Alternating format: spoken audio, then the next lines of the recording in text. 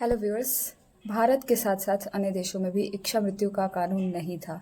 इसके बावजूद भी भारत में यह दूसरा मामला है जब पैसिव यूथनेशिया के तहत किसी व्यक्ति को इच्छा मृत्यु दिया गया है।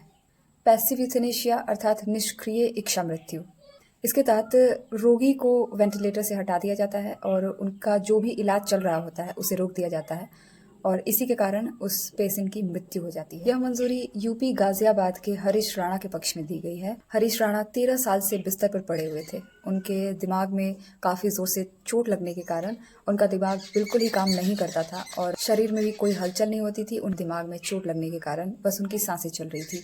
तो उनके माता और पिता दोनों ने सुप्रीम कोर्ट से यह आग्रह किया कि हरीश राणा को इस तकलीफ से मुक्ति दे और सुप्रीम कोर्ट ने इस आग्रह को स्वीकार कर लिया। इससे पहले भारत में 2018 में कॉमन कॉज मामले में ऐतिहासिक फैसले के माध्यम से संविधान के अनुच्छेद 21 अर्थात जीवन का अधिकार के तहत गरिमा के साथ मरने के अधिकार के रूप में कानूनी मान्यता दी है और अरुणा शानबाग मामले के माध्यम से वैध माना गया है। अरुणा शानबाग मामला पहला ऐसा मामला था जब भारत में पैसिव यूथनेशिया को अलाउ किया गया था।